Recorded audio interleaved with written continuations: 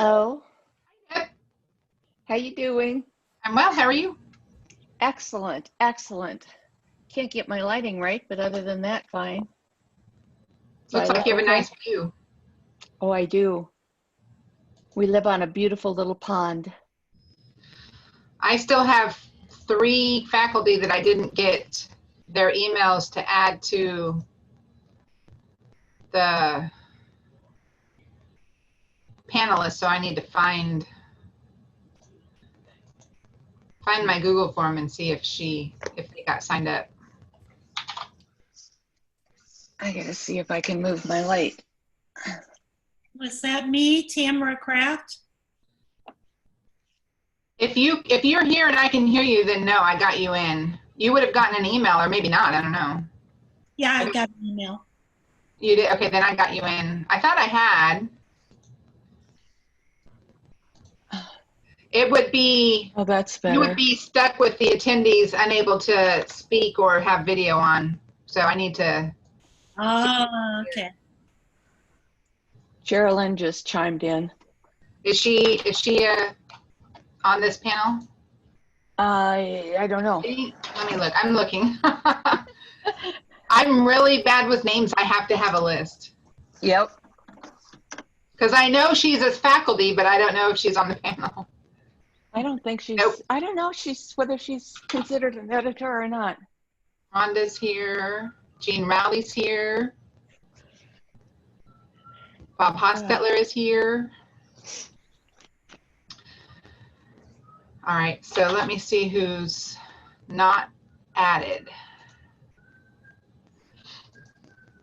Let's see if I can get them added before they log in.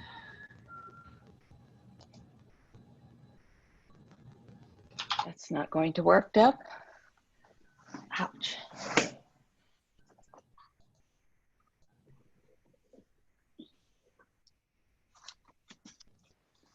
Okay. Only Chip was the only other one that gave me.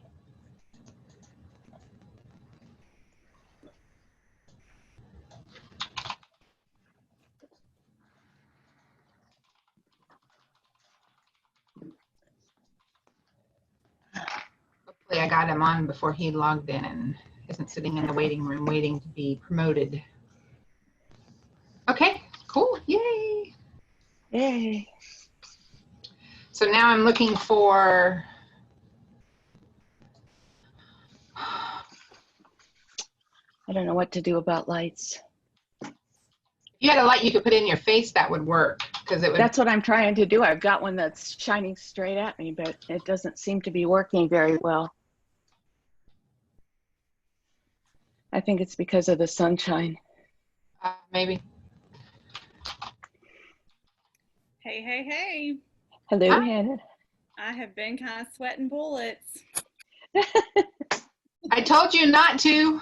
I know it. I know you told me, Hallie, but I had to. Whew. All right, so we're looking for Michelle Booth. Michelle Booth. So she never sent me the email, so she's going to end up stuck in attendees until we can get her promoted. Okay. Let me switch over and go to my email and try to just. Which one is that? I'm going to see if I can shut up blind.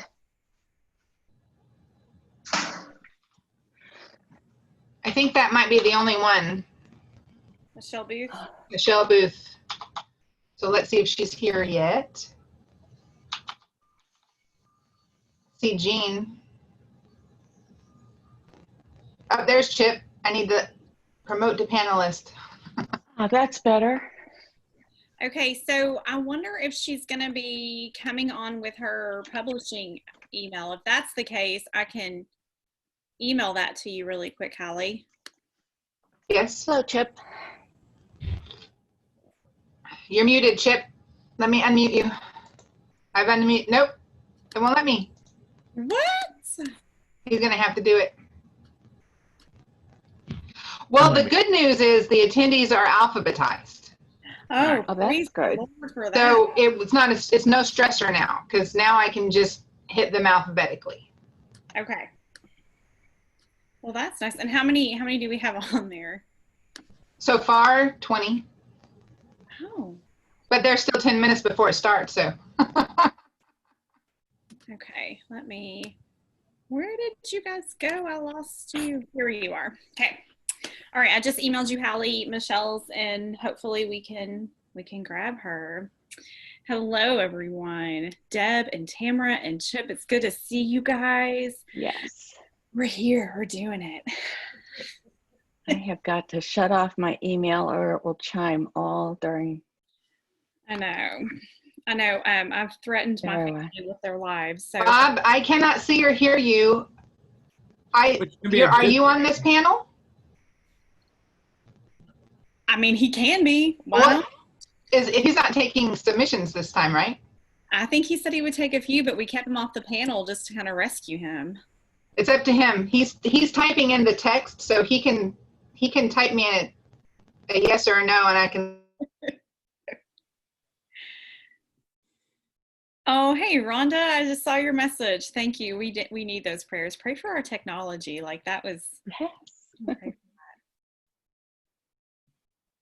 Oh, you guys are so much fun. Can we respond to the panelists who typed to us? I think so. Let me see. Yeah, I mean, it's letting me talk, like type. Hello, Karen. Here. Hi, Deb. How are you? Excellent, thanks. Good. So exciting to see everybody. I'm like, come on, it's like the Brady Bunch squares going on. It's exciting. Okay, we lost Hallie. Where did Hallie go? She froze for a while. She better not leave me. So I will apologize in advance. My husband is running late from work. We're dog sitting, so we have 3 dogs out. I've locked them out of the office. Hopefully nobody will walk by before he gets home. They've been a little crazy today. So I banished husband and puppy too. Yes, and he's supposed to take care of them, but he's just not home yet. So yeah. I should probably lock our door now that you're saying that. I've banished them, but you never know. Can y'all hear me? Yes. Okay. My camera froze, and then I got a message that my microphone wasn't working, so. Can hear you loud and clear. Yep. I hear Gregg settling children, and then he'll be on. And Rhonda, yes, you're right. The enemy does like to mess with tech. Okay. Where'd my ink go? I remember throwing it. I lost my chat because I exited. Oh, Bob says. is. I can promote him. Okay, I'm just going to add him. Oh, wait. I need to reclaim the host. Give me host back, Hannah. Oh, man. Girl, okay, I got to hover over your face. And No, you need to go to the hamburger, as Gregg calls it. Okay, and then make host. Here we go, girl. Yeah, and let me change my name from Kentucky Christian Writers Conference to Hallie. That's going to be kind of hard to say the entire night. Yeah. Well, then no one will know who I am if my name is not right. That is true. Here comes Bob. Bob? Hi. You're muted. You have to unmute. I feel a little left out. I mean, I feel that way. We were trying to give you a break. I don't have to be. Hannah's the one in charge of this, so, look at her. Really just trying to protect you. That's it. I'm still looking for Michelle. All right. Is it Shana or Shana? Please correct me. I don't know if she can hear me yet. Now she should be able to. Okay. All right. Is it Shana or Shana? Shana.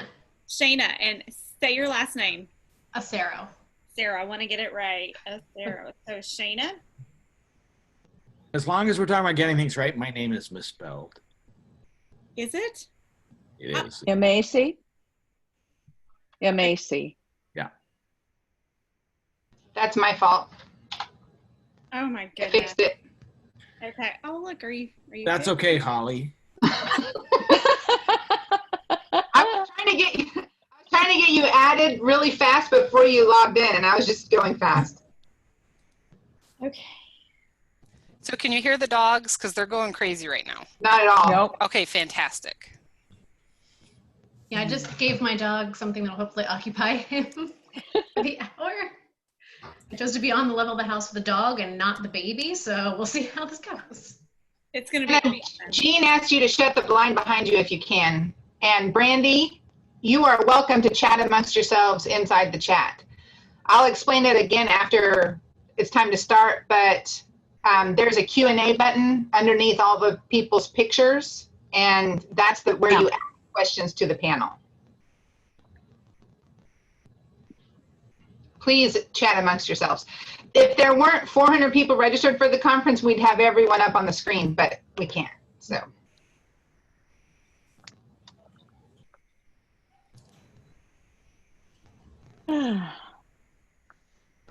Hi, Lesley. Hi, how are you? How's Welcome. everyone? Okay. All right. Let's see. Some of you guys I'm meeting for the first time, and it's super, super exciting to see you in person. So, like, hi. It's super fun. Thank you all for being here. It means a lot to us. Okay. So, can our attendees, like, see us chatting right now? What? Can the attendees see us chatting right now? Yes, we're not on practice, we're on live. Okay, and then someone said that I'm much quieter than everyone else. I hear this a lot, but my husband would completely disagree. Like, he's like, you are such a loud mouth. All right, I do have a mic that I stole from my son because he's a gamer. Michelle Booth, if you're in the attendees, you're not named Michelle, so tell me who you are if you are, and I'll promote you. I'll just keep waiting otherwise. Is there a Word Weavers 1? That's Is Jean that- Hall. Okay. Well, it was the other night. Yeah, we change our names with great regularity. Yeah. Okay, I'm trying to find Michelle Booth right now just to make sure. I don't want to leave anyone out. Let me see. I'm going to look real professional. Hold tight.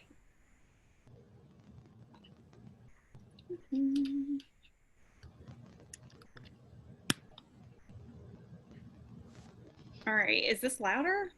Sounds the same to me. Oh, Me right. too. I'll just, But you can keep it on because I'm also sporting the very cool headset just because apparently the microphone does not work on my laptop. So I had to get one. Yeah. ooh. Well, I mean, then we can just be like, you know, twinning. So Perfect. it is. It is. Well, hopefully it is a little louder. I don't know. We'll figure this out. Okay, who's this? She may need to change her setting on her laptop using the mic. I have been.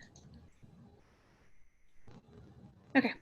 Do you have to make your sound louder I on the did. slidings? You did? Mm-hmm. Okay. I'll use my teacher voice. That'll be better.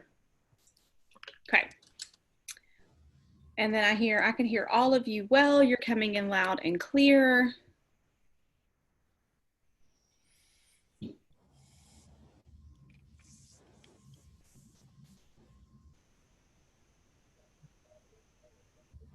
And there's Kenzi. Hello, Miss Kenzi.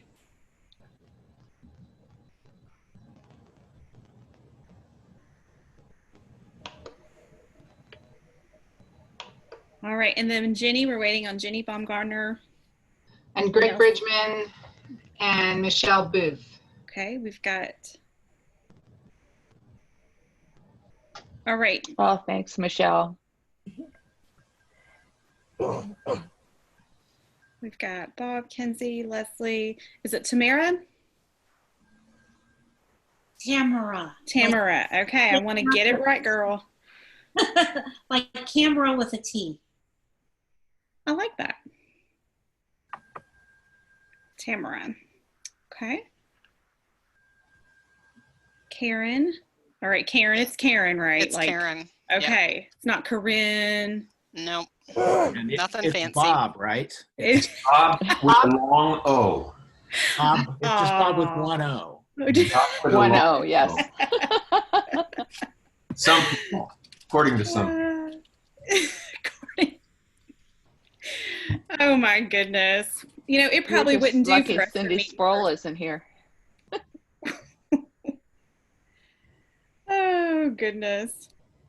And nobody could understand her if she were, so. She harasses Bob mightily. That's I sad. don't know what you mean. No, it actually is funny. All right, I see our panelists talking. That's so much fun. Y'all are great. Thanks for being here, everybody. It's 6:02, Miss Hallie Bridgeman. Do we want to give our panelists a couple more minutes since I know we're doing... She's gone. You left me. Tag on, Hallie. All right.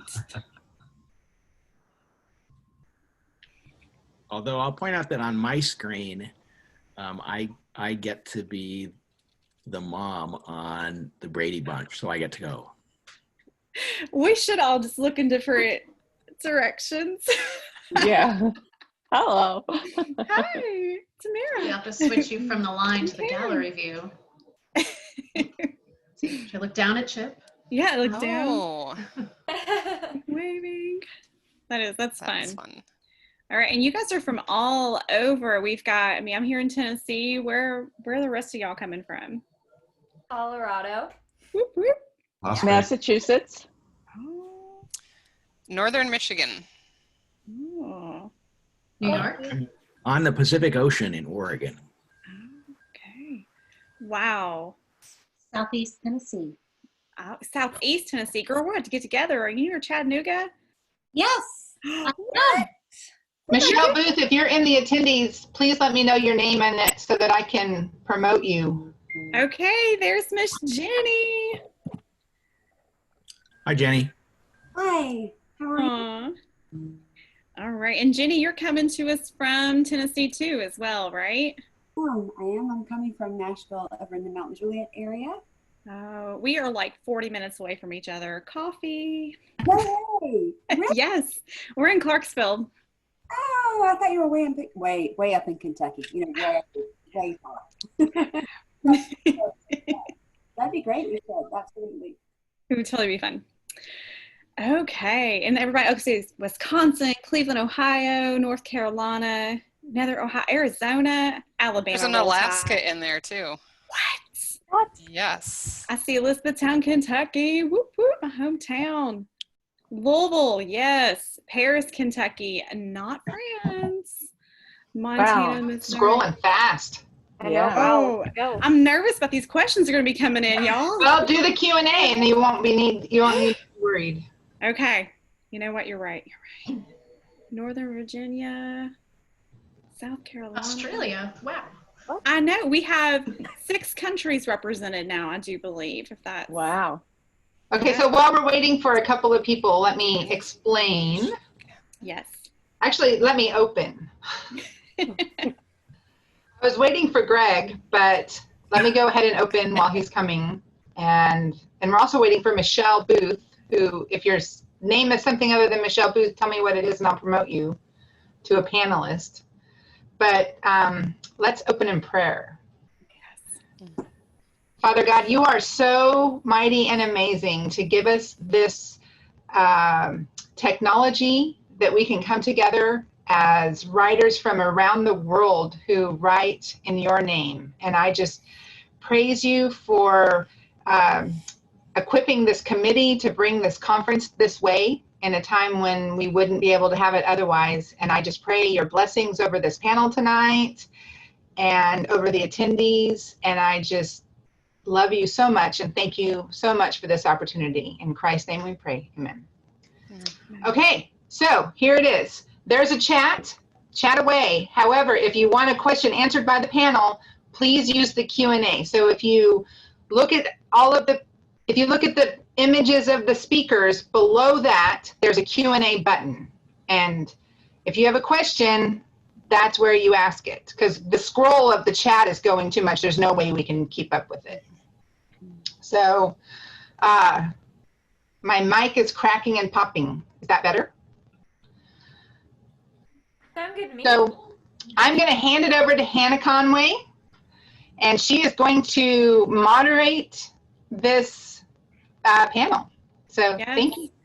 All right. Thank you guys so much for being at the Kentucky Christian Writers Conference. We obviously are not in Kentucky, but it's such a big deal to have y'all here. We are truly blessed, and we hope that this agent editor panel will be a blessing to you in your writing journey.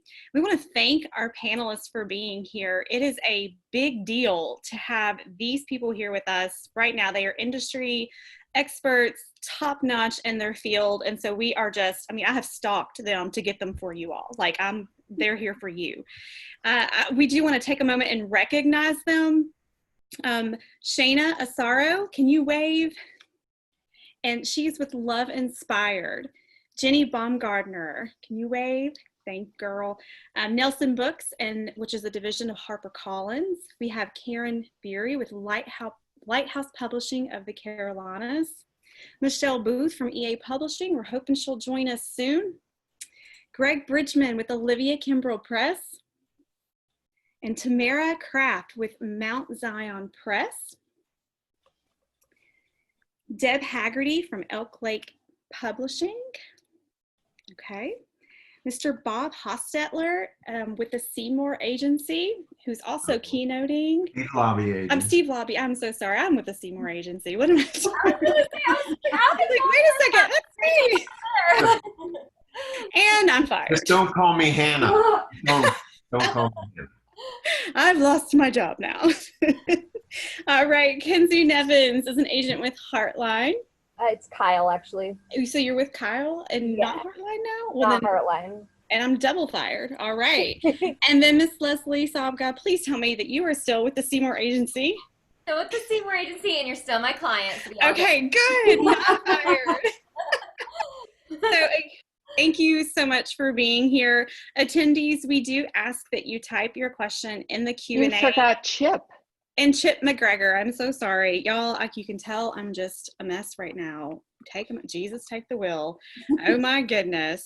And we do have Chip MacGregor here as well. So thank you, Chip.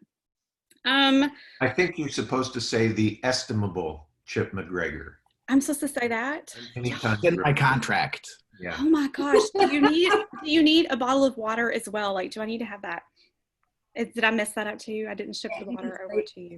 Need all the green M&Ms removed. And the green M&Ms. Next time when you guys come to Kentucky in person, it's on. Water, green M&Ms, all of it. All right. We do ask that you type your questions in the Q&A. Please understand we only have an hour. We will do our best to answer to the best of our ability.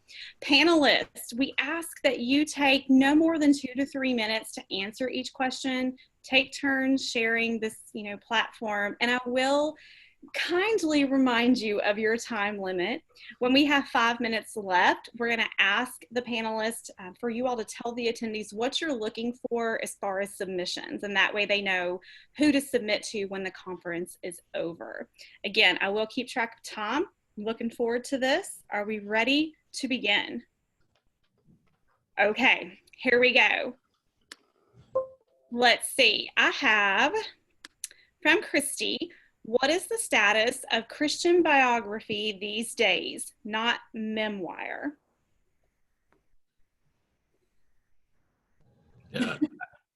There is very little market for Christian biography.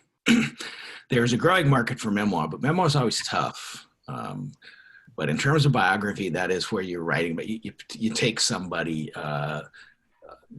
famous, Booth or somebody, and do a biography of them. Pretty skinny.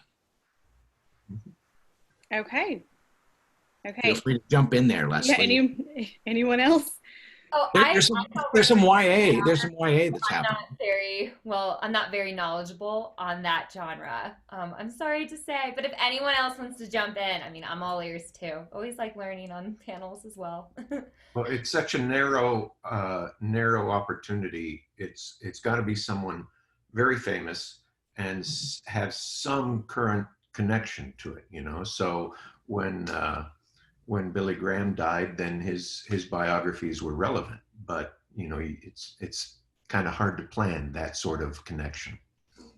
And remember that publishing is tidal. The tide will come in on things and the tide will go out. So there'll be an era where biographies are really popular, and then right now the tide is out. I mean, there's some YA things, and I expect we're going to see, in light of what's going on in the country, I expect we're going to see like some bios on famous African-American Christians, for example. But for the most part, yeah, it's a tough market right now for that.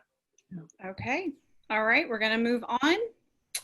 For Shana, since Love Inspired is introducing a new longer line, could you point us to an example of a published book that is similar to what you're looking for?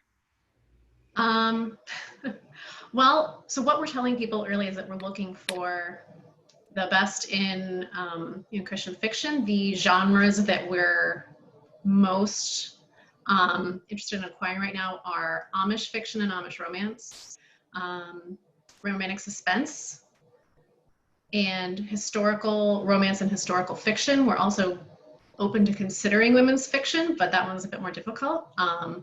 So there's no one specific book out there I can point to that's like, yes, we want that exactly. We've made a few acquisitions. I actually am not sure if we've announced what they are, so I'm not going to say what that is now. But it was 80 to 100,000 words. So what a lot of other publishers are publishing in the Christian fiction market. So we'd love to see. All right. So 80 to 100,000 words is what you said? Right. Okay. Yes, so it is, very definitely the longer fiction. Yeah. Okay. We're going to move on from that one. I have, where can Christian writers learn best practices on writing biographies?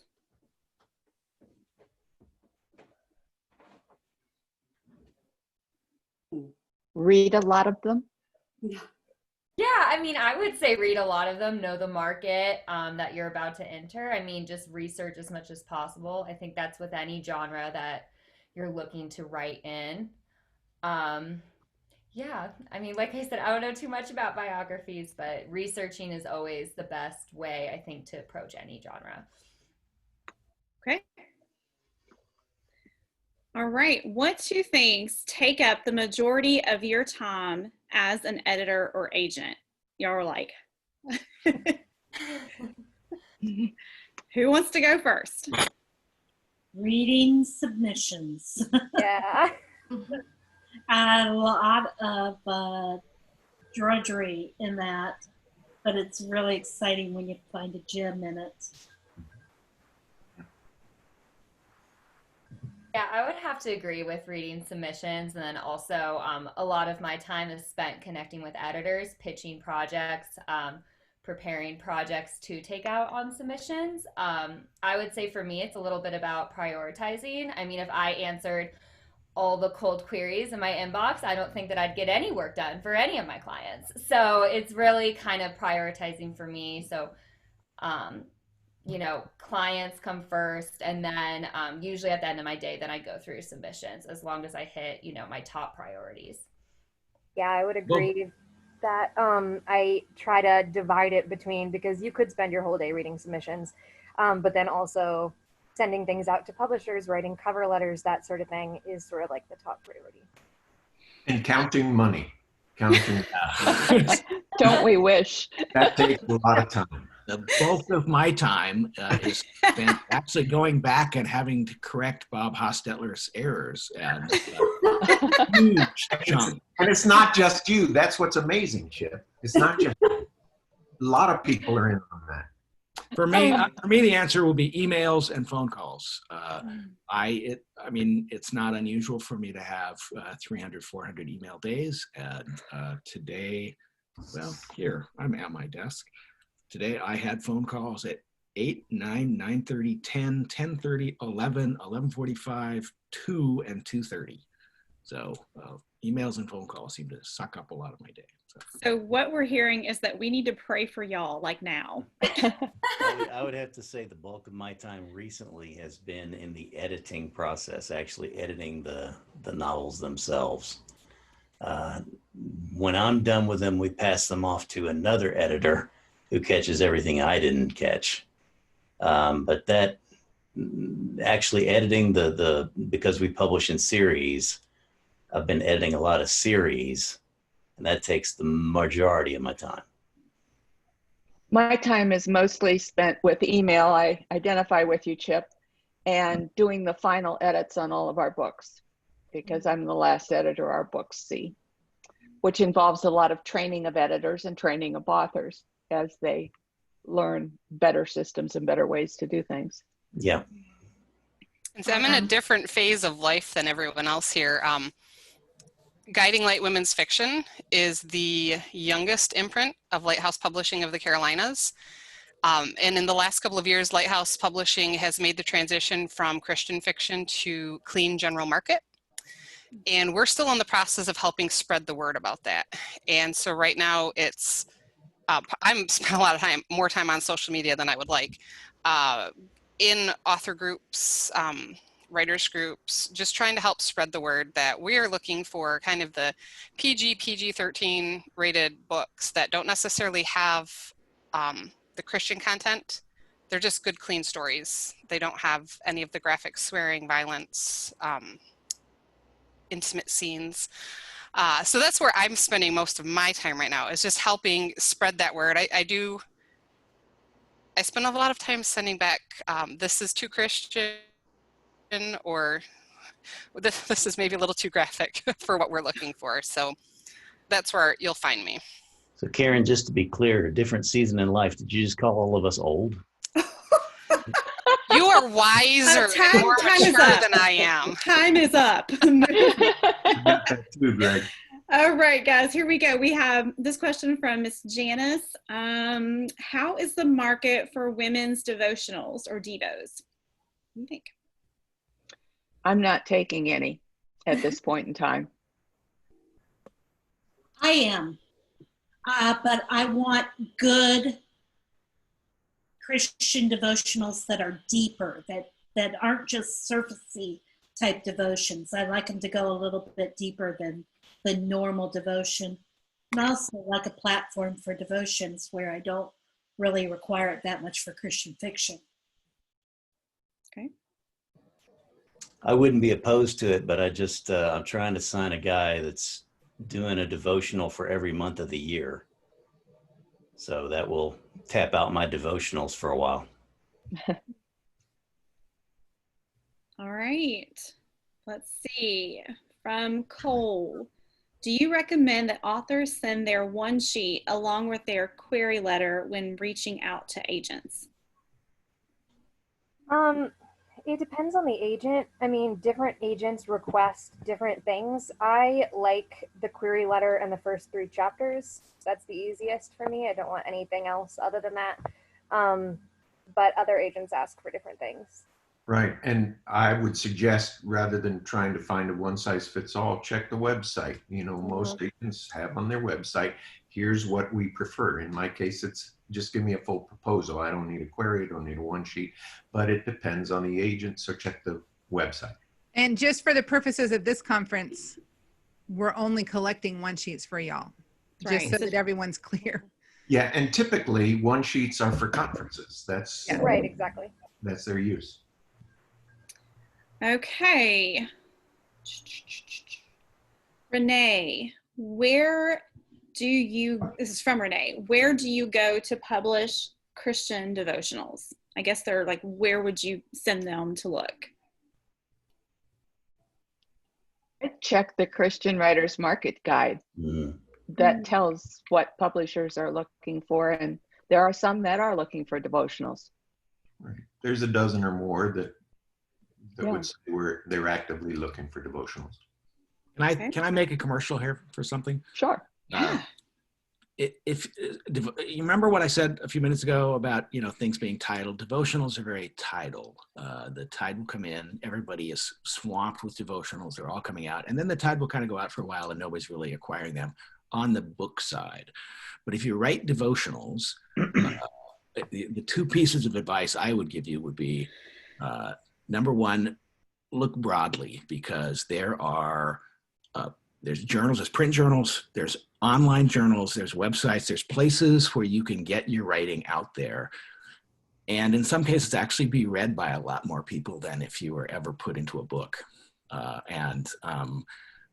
So if you really want to get your stuff out there, get noticed and be read, consider looking more broadly than just doing it in books. The other thing I would say is, if you're writing a devotional, check the source, because the fact is, Our Daily Bread has a certain model that they want. The Upper Room has a certain model that they want. Navigators have a certain model that they want. And if you send something that's not the model that they use, then they're going to say no. But it's easy enough to look, find the organization, find the ministry, find the publication, see this is the basic pattern that they follow, and then mimic that pattern. Okay.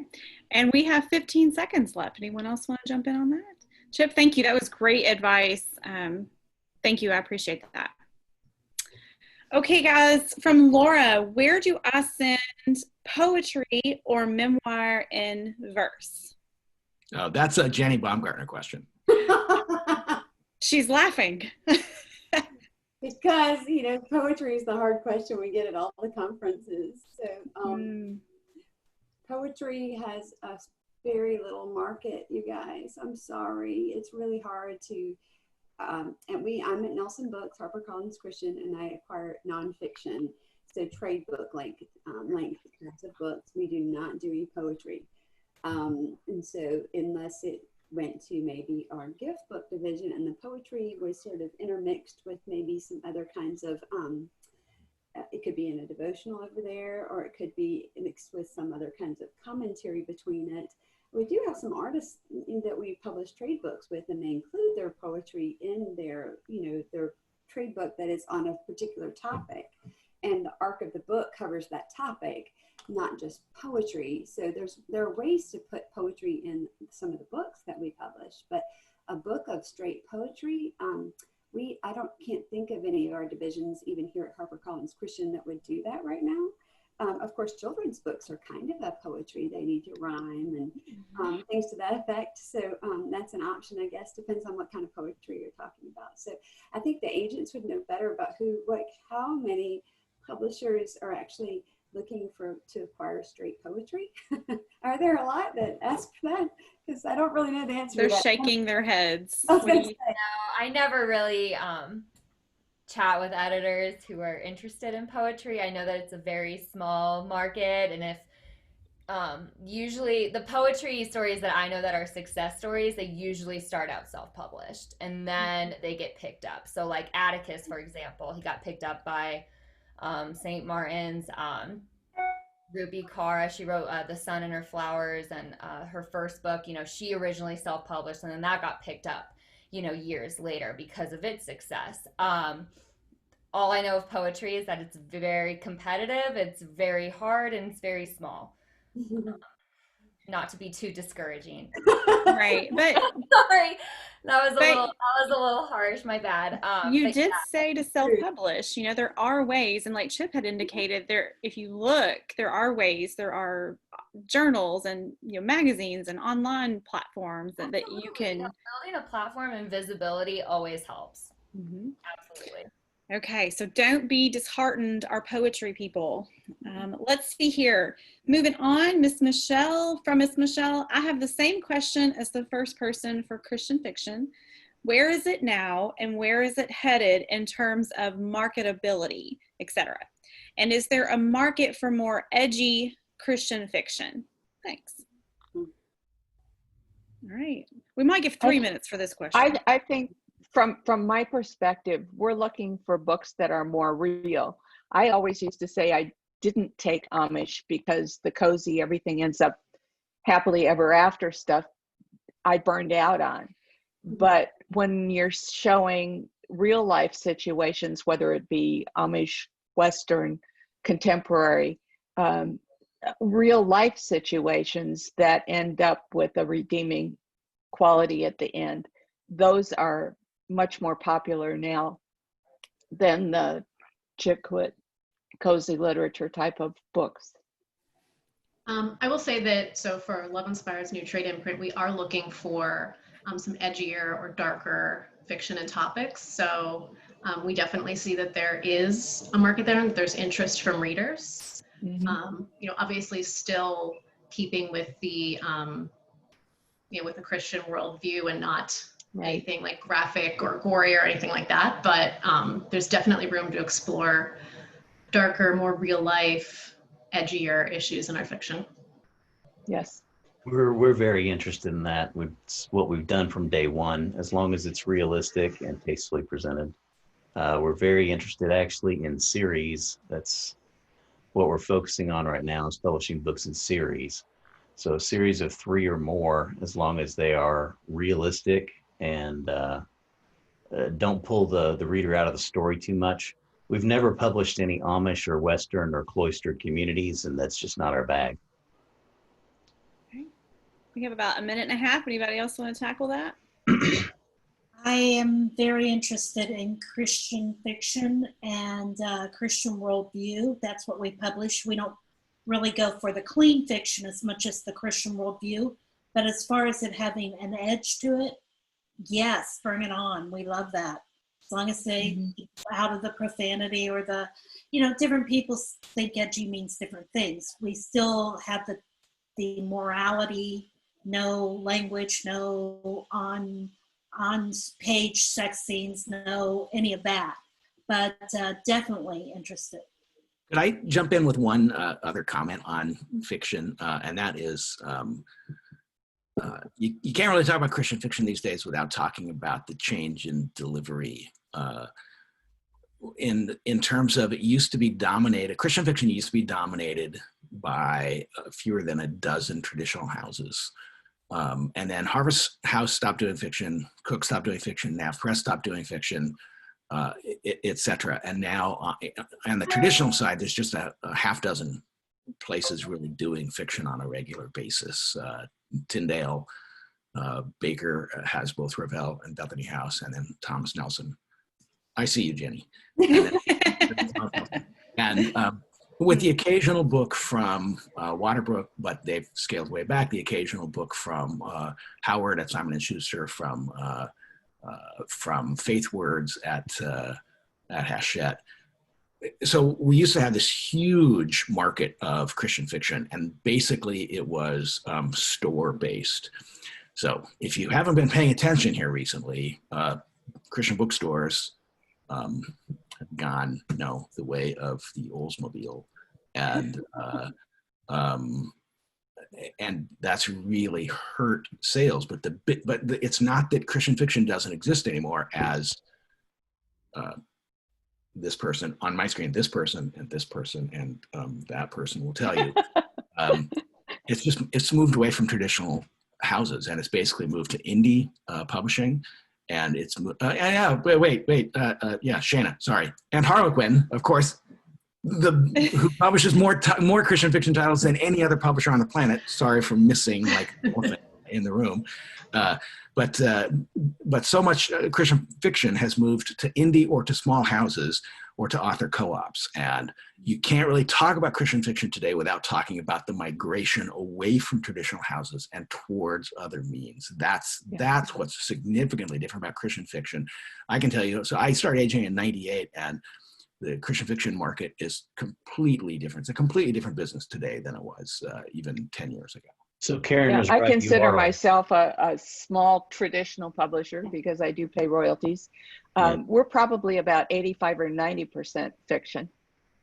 So if you're interested in publishing fiction, send a query or a proposal in. Yeah, Olivia Kimbrell Press is the same. Yep. I mean, it's so interesting. We could just talk all evening about the migration of the fiction industry, and maybe we should stay after hours and talk about that, because I would love to know where y'all think it's going. It's super, super interesting. Okay, let's see. I have from Penny. Do readers want a strong inspirational message in a novel, or is there another approach that might be better? Everything we publish at Olivia Kimbrell Press needs to have a faith arc in addition to whatever the main story arc is. So if it's a romance, a contemporary romance, there will be a romantic arc, but there needs to be a faith arc as well. one of the classic definitions of a genre is if you take that out of the story, if the story falls apart, then that's the genre. So like science fiction, if you take the science out of the story and the story falls apart, that is definitely science fiction. If you take the faith element out of your story and your story can't hold together, it's definitely a faith story, and that's what we're looking for. Mm-hmm. I'll say likely it's going to vary based on who you ask. So for Love Inspired, for our category imprints, so that's not the new trade line that we're talking about.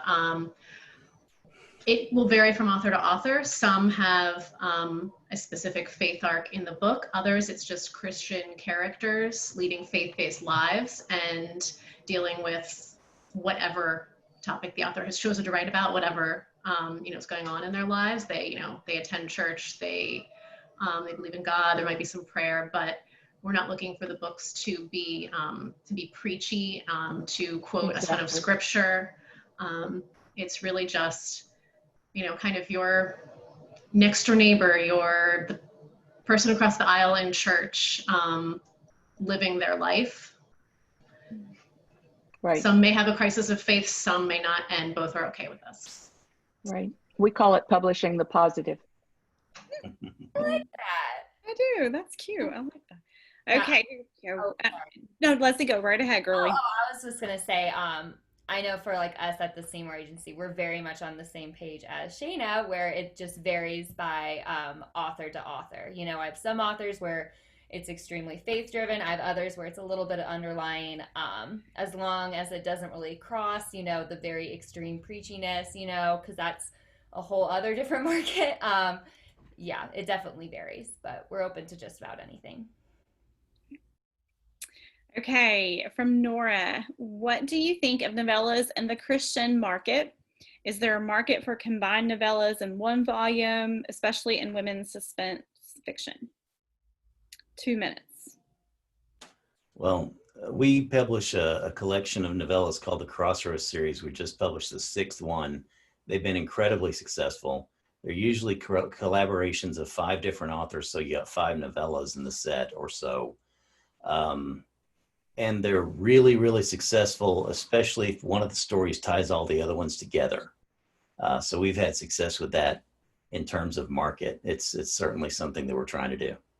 One of the things that's happened in the industry, of course, is novellas used to be as dead. I mean, you didn't get any more dead than novellas, and the fact is, that's come back. Suddenly, you have all kinds of publishers, not just Christian publishers. You've got all kinds of publishers doing novellas. Take a look. Last year, for example, in Publishers Weekly, they did an entire section on just Christmas novellas that we're releasing. So the fact is, I mean, one of the things that's happened because of the curse of USA Today, most likely, where what used to be a news story is now a news paragraph. And Twitter, what used to be, a post is now a bumper sticker. You have people reading shorter form stories. So consequently, one of the things that's happened with Kindles and maybe with American attention spans, but it's people reading shorter stories. That's not like I'm being critical, and I'm not being critical. The fact is people are reading novellas now, and they didn't used to read novellas. So you've got that across the market. There's by the way, there's a huge movement for novellas in horror stories. Not that any of you write horror stories because you're all so nice, but the fact is that's a growing area. Okay. We just published a 6 novella series or book called The Amish Menorah by quote unquote the men of Amish fiction. 6 guys that write Amish fiction wrote novellas for this book, and it's been quite successful so far. Were they all named Yoder? No. Although one of the agents that I bought from was named Yoder. Okay, time. All right, here we go. From Peg, has the Own Voices movement made writing outside your ethnicity a no-no? Sorry, I have opinions on this. So you can go ahead, Gregg. We'll give 3 minutes for this one. Well, I haven't seen that, and I think Hallie's last book is about a mixed race marriage. So I don't know. I think as long as you're true to the characters and true to the story and true to what the Holy Spirit has called you to write, that you can look at God has made from one blood all nations of men. There's really just one race. We're all sons of Adam and Eve. Race is a construct of society. So just be true to, true to the truth. And I think people will respect it. We recently put out a book in February, and one of the characters is Native American. It's set in South Dakota. Is a Native American police officer. The book deals a lot with adoption from a white family adopting Native American child. But the author has adopted, she is a white woman with a state trooper husband who has adopted 3 Native American children, and is very close to many people in that community. Mm-hmm. So what we just asked her to do when she finished the book is she actually knows a Native American state trooper who read through the book to make sure, just to kind of give it a quick read. Is everything being portrayed accurately to the best of their experience as South Dakota Native American state troopers? Someone living in North Dakota may have a different experience, but we just wanted to make sure that as a white woman writing a male Native American character, she had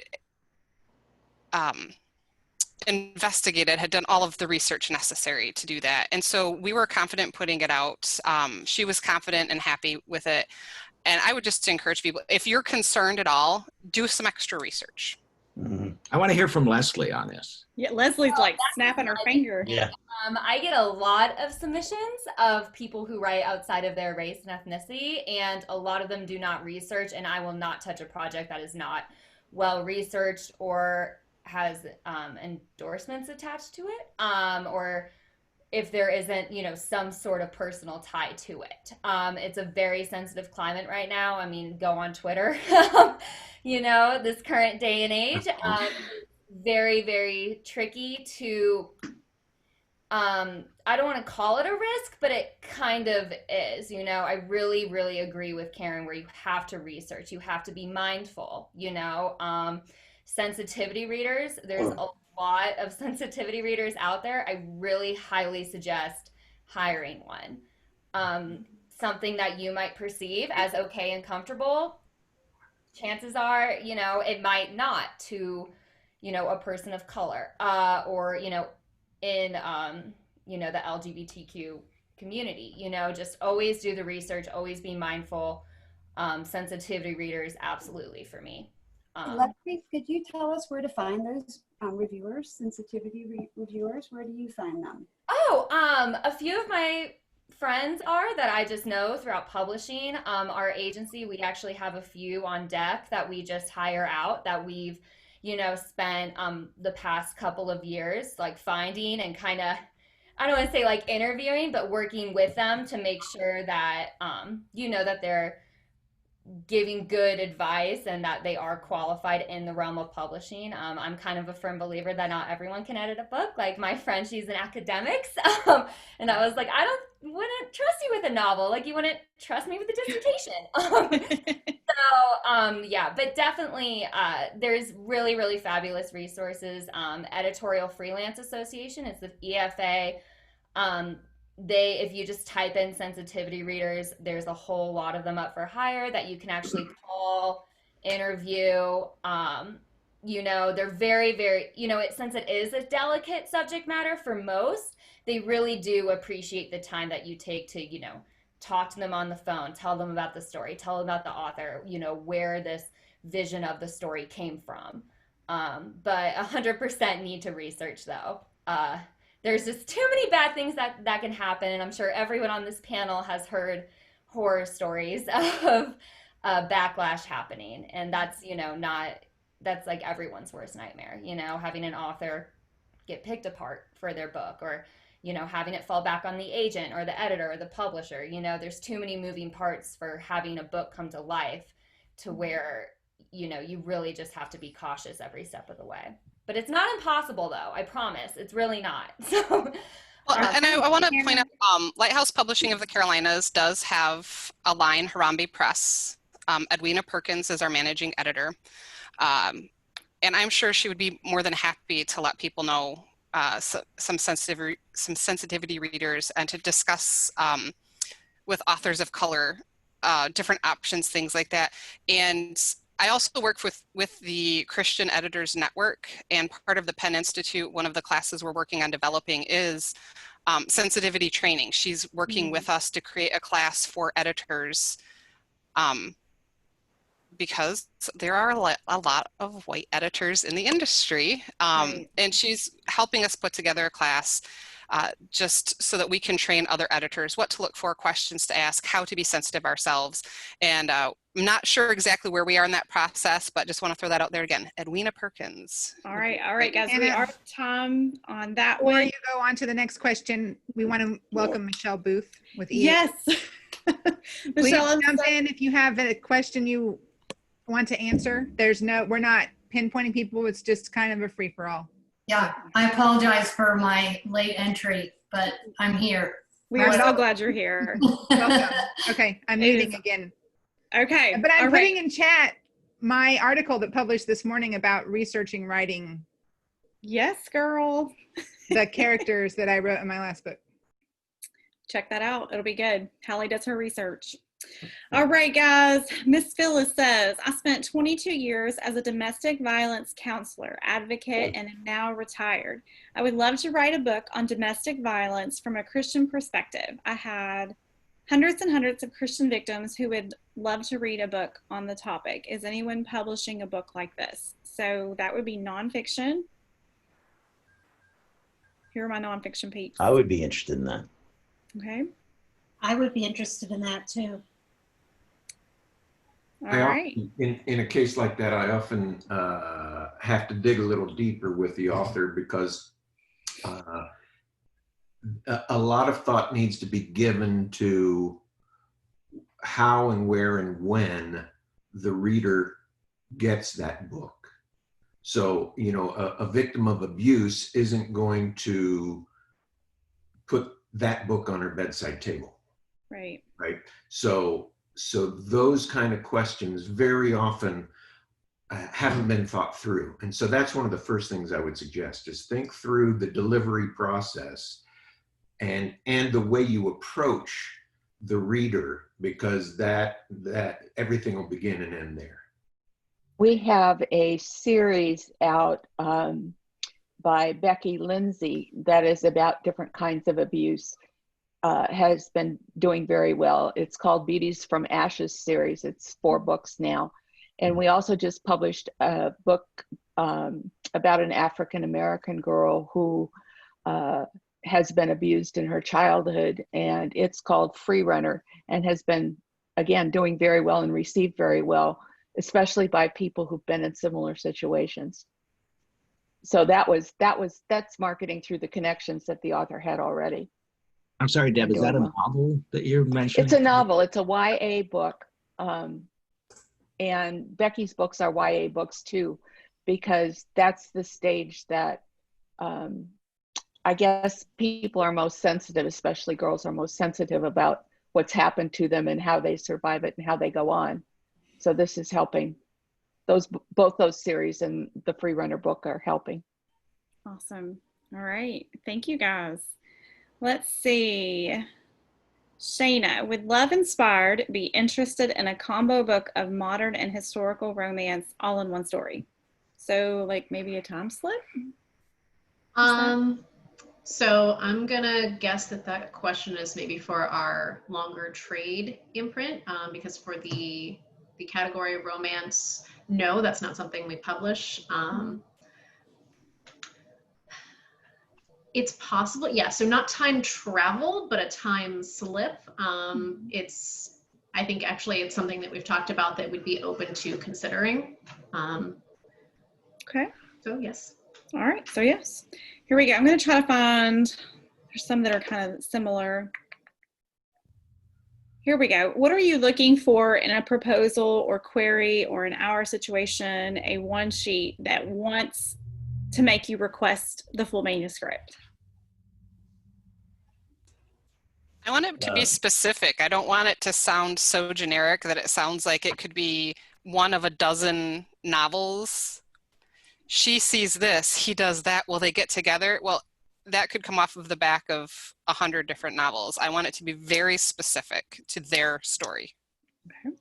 My short answer is I want an irresistible hook and irresistible writing.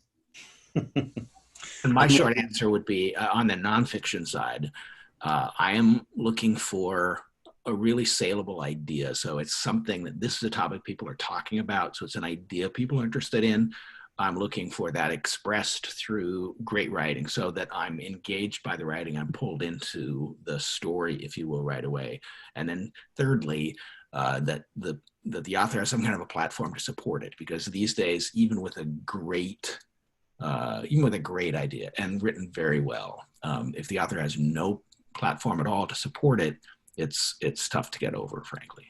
All right. Although my authors who have platforms are really in trouble this year because COVID has thrown a monkey wrench into everything that they do. Mm-hmm.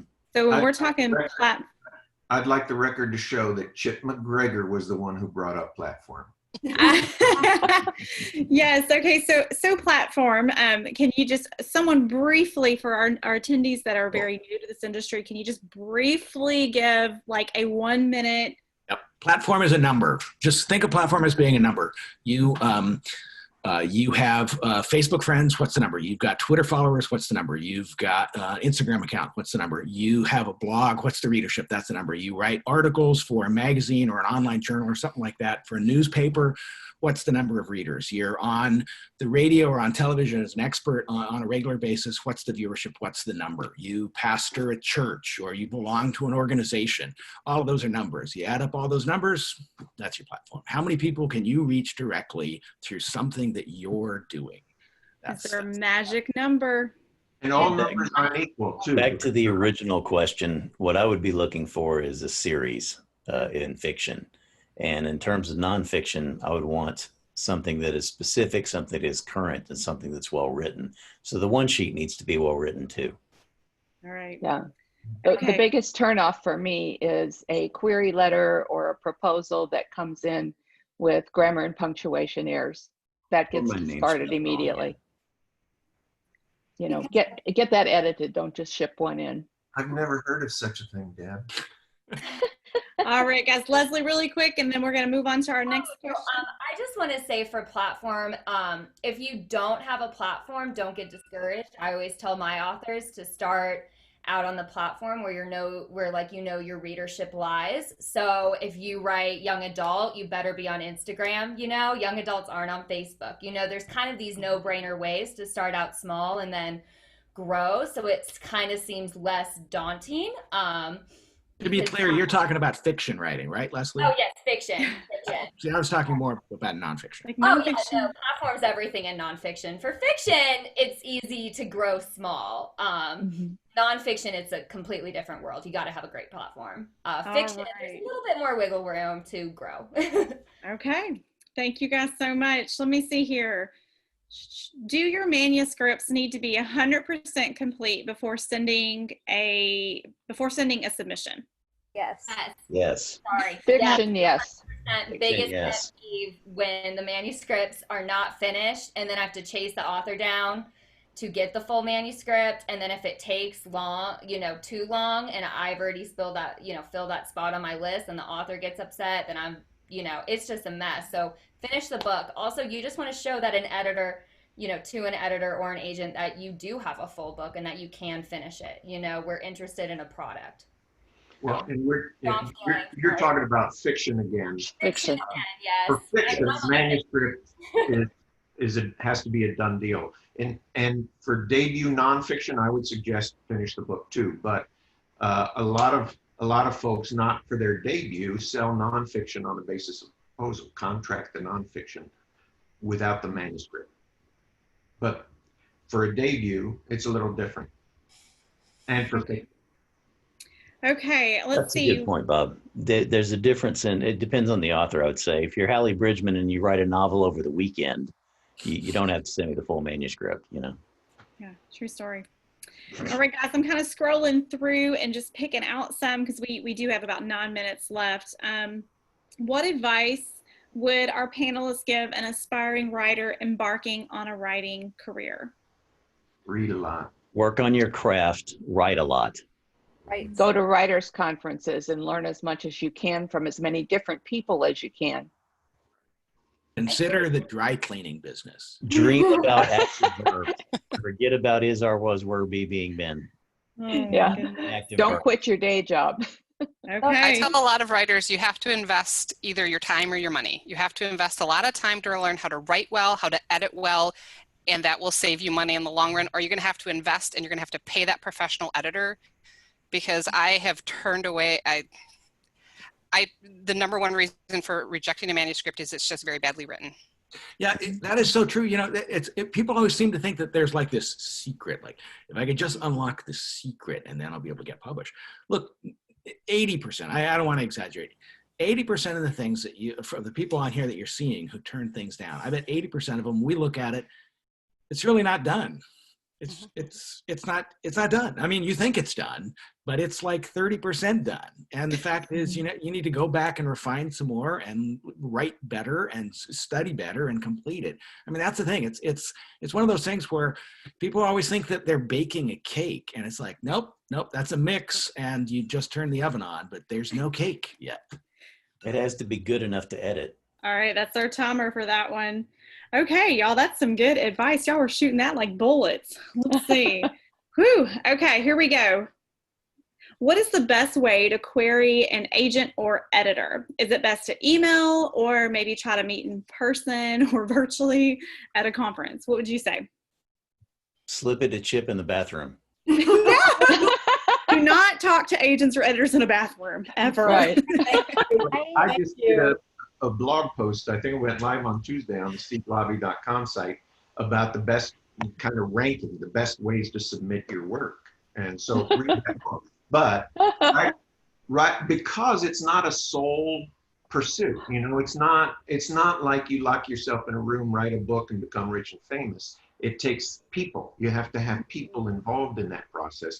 So for my money, investing in writers' conferences, meeting agents and editors, getting to know them, what they like, what their personalities like, and showing them your work, getting feedback on it, developing relationships is, for me, from my point of view, the best long-term indicator of success. I think probably about 75% of the books we contract come from meeting people at writers' conferences. That's huge. So if an editor or an agent tells you, please send me something when you get home, please send them something when you get home. And if you get feedback, we don't take the time to tell you, you know, what we liked, what you could work on, what could be improved, unless we specifically say, you know, I'm passing, I'd rather not see this again. We want to see it again. So exactly. You know, we've told you all about how all the things that take up our time. So if we take the time to give you specific feedback and say, I'd like to see this again, we mean it. Do it. Yeah. And, you know, a big shift that I've seen I've been doing writers' conferences since, you know, Moses. Hector was a pup. Coolidge administration is the term. Oh, we got 30 seconds, y'all. Okay. But it used to be that I'd meet aspiring writers at writers' conferences who were writing articles, writing devotions, doing interview pieces, writing for periodicals, and then figuring out the industry enough, they put together a book proposal and sell their first book and so on. These days, I'm not meeting so many of those people. I'm meeting people who are trying to publish a book without having written short form, without having published short form. And that's a huge difference. Don't neglect, like Chip said, if you want to write a devotional, write devotions for the many places to place those, et cetera, and across genre. So don't neglect short form, because for many of us, that's where we earn our chops. All right. Okay. Guys, that reference was Chip tells a story of a guy who slipped him a manuscript in the bathroom stall. Which is, Is it true? It's true. That's a She'll true totally story. pitch in bathrooms. I'm not pitched in a bathroom, and she will ever be known as the woman who pitched me in the bathroom. I'm having passed under the stall to me while I'm going to the restroom. There it is. Proposal. So don't ever do that is the answer. I wasn't. Yes. Elevator pitch doesn't mean like when you both are in the elevator. Oh, I get those too. Right. We've all had stories. And I guess it really needs to be said, read the submission guidelines. Not bathrooms. Okay, briefly, is there a place with any of your companies for another editor? Somebody, Miss Yvonne wants Yes. to know. Who said yes, Deb? I did. Okay. All right. And guys, we have about 4.5 minutes remaining. This is our kind of wind down. I would like for each of our panelists to tell our attendees what you're looking for submissions. Briefly, if you can get it done in 30 seconds, awesome. And Deb, you're on my screen first, girl. How about you go? Okay. I am looking for, as everyone is, extremely well-written books. I'm looking for anything from children to middle grade to YA and adult books. Every genre except for horror and erotica, of course. I don't think any of us are looking for that.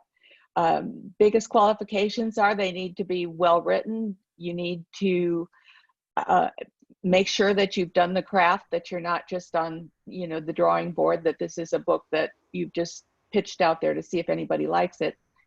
You want to have a book that's ready for publication, but we run the limit. I'm especially looking for mystery and suspense. I'm especially looking for spec fiction, okay, both YA and adult.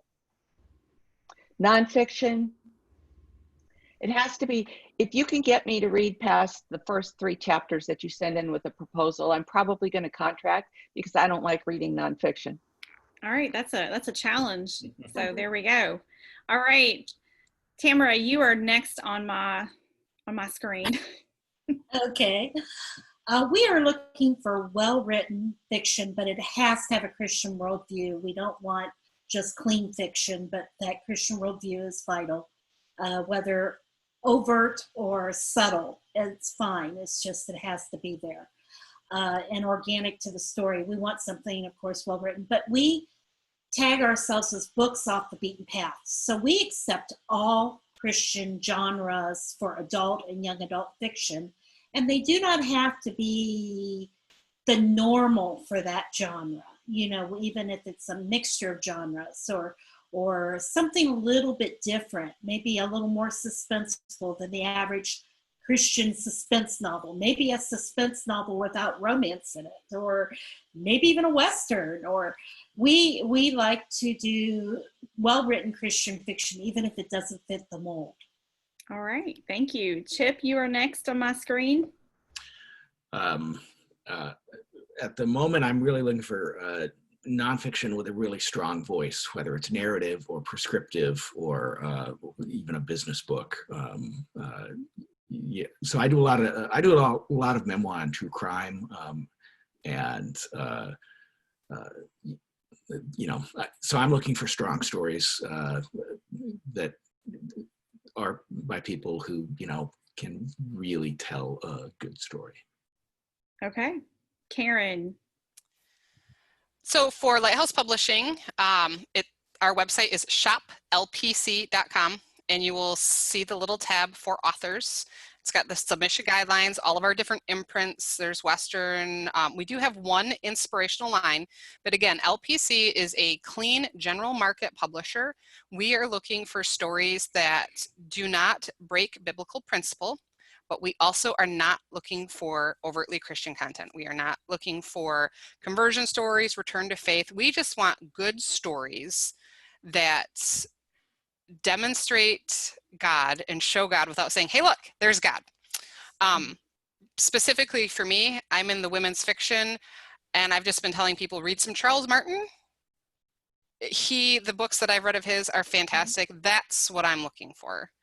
All right. And if you could do a clean version of the TV show Mom, something that makes me laugh and cry and touches on deep topics, I would just be forever grateful. Oh, well, there we go. A wish list. I like it. All right, Mr. Bob, what you got for us? I'm going to start immediately on my book, Clean Mom. But Mom's clean. It's easier for me to say what I'm not really looking for. I'm willing to look at virtually anything nonfiction except biography, missionary stories, and sermon collections. In fiction, I don't do YA, middle grade, fantasy, or sci-fi. Other than that, I'm wide open. All right, easy peasy. Miss Shana. So we only publish fiction. So Love Inspired and Love Inspired Suspense is category length. That means 55,000 words. Romance, contemporary romance for Love Inspired, romantic suspense for Love Inspired Suspense. It's trope driven. So things like, we like protector heroes and romantic suspense. We like kids and babies. It's small town, contemporary, and in suspense, it needs to be equal parts romance and suspense. So we want it to be fast paced and danger from a villain, not from like circumstances like, oh, there's a hurricane or a tornado. There needs to be somebody after the character is actively trying to kill them or whatever it is they're after. So that's my main focus. Our new trade imprint, it's 80 to 100,000 words. We're being incredibly selective. So right now I'd say we're most interested in looking for romantic suspense, for Amish fiction or Amish romance, and historical romance. And I think I said this before, women's fiction, but it really needs to blow me away for women's fiction because that one's a little more difficult for us right now. Thank you. All right, Miss Lesley. So I am strictly fiction. I acquire everything from middle grade all the way up to adult, in just about every genre. What I'm kind of missing though, I'm really missing women's fiction. I have a couple of Amish authors, always open to more. I actually really love Amish fiction, so please send those my way. For YA, I just would love something that's very timely for today's climate that you don't really see a lot of teens reading. Sorry, that was actually my boss calling, my bad. But yeah, and then for middle grade, I would love like a very just classic adventure story, something, and this kind of goes for all genres. I really like something that's just kind of like, like Indiana Jones or like The Mummy, like finding lost artifacts. That I've been on the hunt for that forever, but that's like very specific to me. But yeah, I'm pretty much open to just about anything. I'm one of those annoying Asians who know that I love it when I see it. But yeah, I'm open to just about everything. All right. Awesome. Kenzi. Yeah, so I represent everything from like board books through like new adult, like coming out of young adult into adult. But I am only acquiring middle grade and young adult right now. So I like anything that has a really strong atmosphere. Atmosphere is super important to me. I like fantasy and magic realism. It has to be low fantasy though. I don't do the high fantasy. And I love anything that's mythology based, especially if it's like mythology in the real world. So. Okay. Wow. All right. Jenny, what you got, girl? I think I have a history with a lot of fiction, so I love anything with a narrative bent, some of that writing. Any nonfiction, I only acquire nonfiction, can be improved, I think, or even make a better impact if it has anecdotes or some narrative types of writing in it. So I think social science research shows us too that you can talk in generalizations about people, but it's not until you give an example of a certain person's experience, until you make a real person's face and name and just describe it, that things change in the world. And we're seeing that even right now. So I would say in the culture, so I would say, even though I'm nonfiction, any kind of genre I'm acquiring and interested in, know that there are some, the writing I would look for would have some of that personal angle and also some of that narrative bent. I particularly love books that have some psychology, the life of the mind behind it. And I worked on a book called A Serial Killer's Daughter. Carrie Rawson is the daughter of the BTK killer. And she didn't do her story for about a decade. And having a background in some psychology and the power of writing and how writing can really help you emote and heal. So we worked on that book for about 2 years, and it really gave not only some insight, not into her dad necessarily, but about her father-daughter relationship and what it was like growing up like that. And that was fascinating to me. And that was memoir, but I've also worked with psychologists and books about like boundaries for the soul. I also work with a lot of women's issues. I love to hear about women in business, particularly how they've succeeded in environments or worlds that were not for them, so the underdog kind of story or success kinds of things. Right now in our cultural climate, I don't know if the Lord put this on my mind or not, but my daughter has special needs too. So, we're looking at a lot of racial injustice right now, but there's a lot of discrimination in general in the world. So I think more of these voices need to come out, whether it's for different races, but also what about, I've had friends over the years who need, I think, more voices that speak into things like, I'm trying to think of a popular way to say it, but like size discrimination, body acceptance, anti-dieting sort of, maybe it's called the fat empowerment movement. So, and the Christian world seems to have a particular, it's a hard place of acceptance for that. And I think that would be a missing voice in that particular realm too, in nonfiction, to speak into that body consciousness and how the discrimination and awareness needs to be changed. And so what else do I work on? I work on some leadership types of books. I've worked on with a lot of pastors. Rachel Hollis is one of mine. Charles Martin, I worked on his first 5 fiction books I acquired. Love him so much. He's the real deal as a human being and as a writer. So I can't say enough about him. He's already done the nonfiction book, so I really can't acquire a nonfiction book by him, and that disappoints me. Wonderful. So anyway, I think those are some of the areas I look for motivational and sort of self-improvement kinds of books as well, with a Christian worldview, of course. So those can veer a little far into me, how can I improve me instead of, what does God want for me and what is my, what's my role and growing myself to that, the potential God has for me. So that's a kind of a fine line, I think, too. So those are just some ones for me. And we really do only take, technically, agented submissions. And any authors listening, writers, know that your agent is your very best friend. I mean, that agent is you need your agents. I've been in this business since Chip started. And I didn't know you were the same year. 1998 I started. And the role of agent has shifted. So essentially your agents are like employees in the publishing house.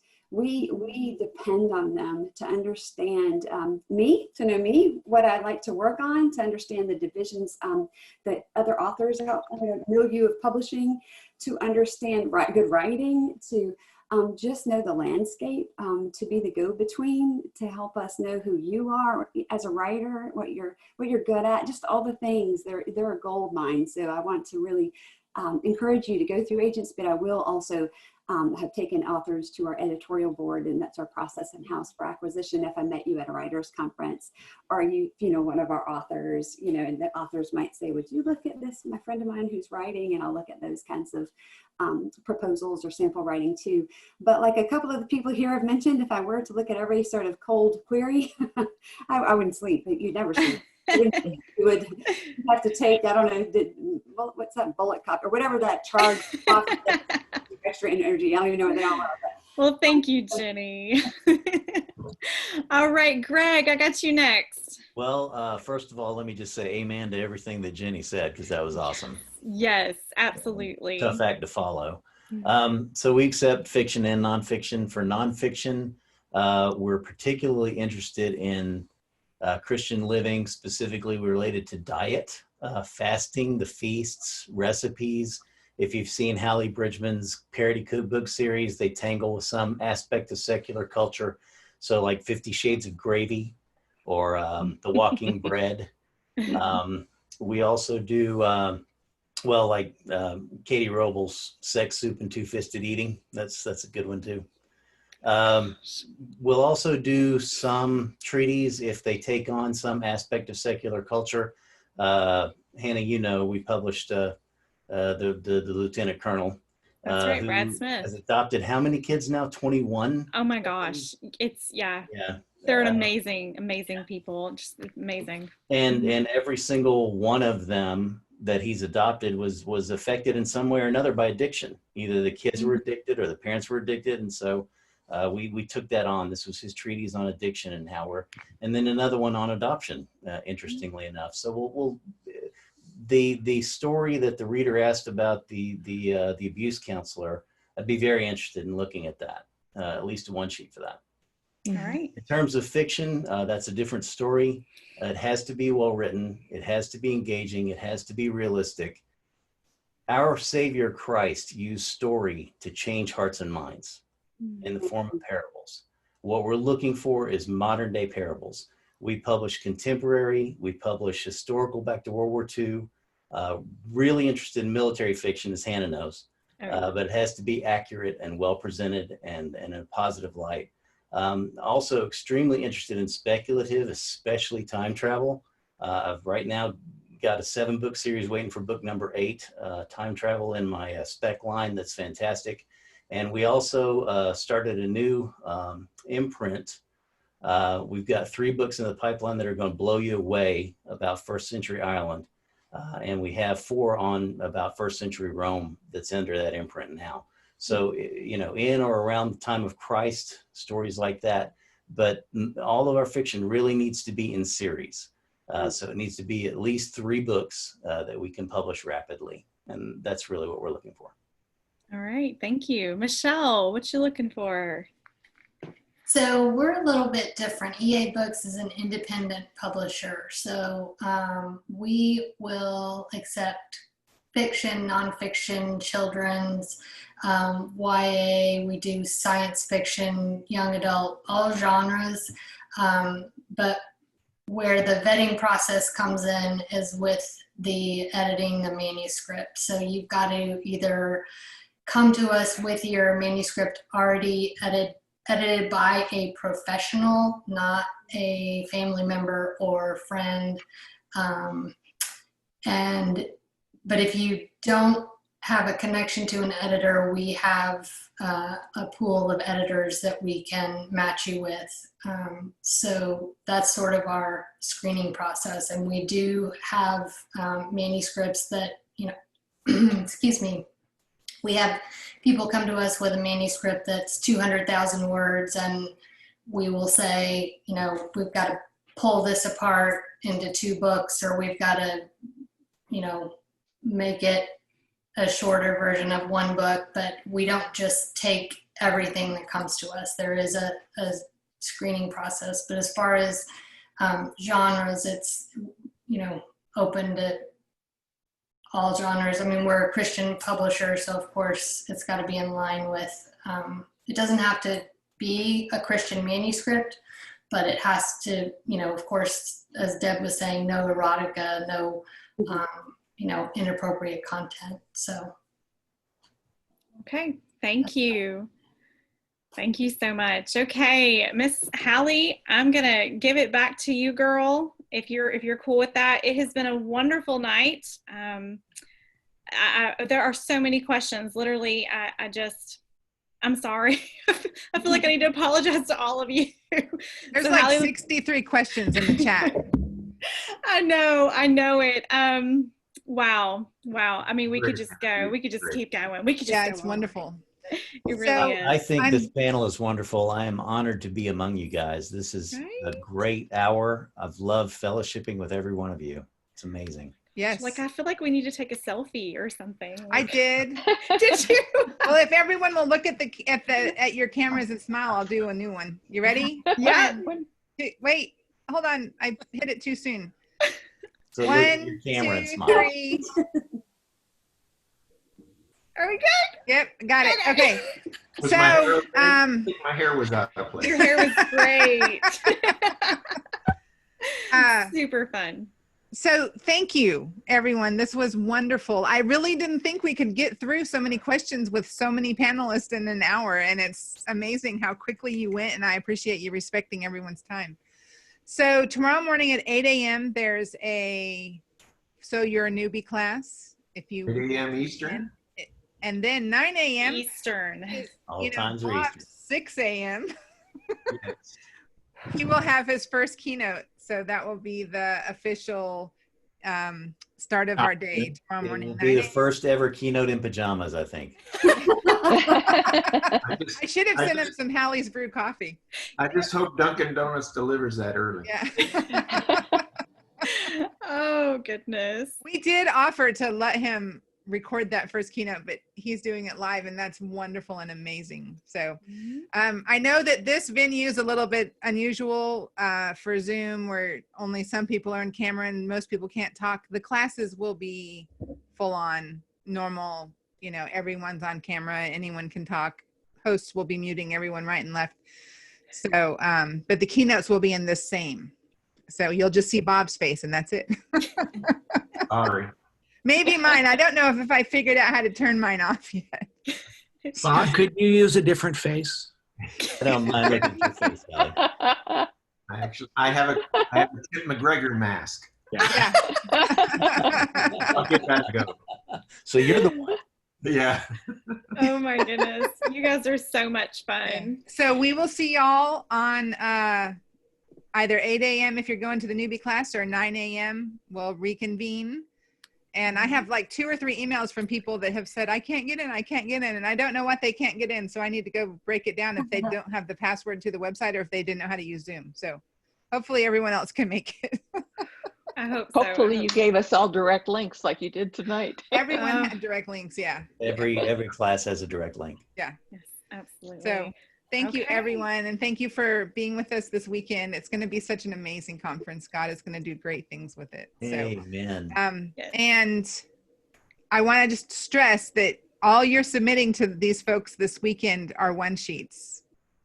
The conference isn't going to facilitate anything else. That'll be up to them on their side to say, oh, this is great, I want more, to ask for more. So, and that link will be live on Saturday night. When the conference is over, that link goes live. So, okay. All right. So we'll see y'all tomorrow.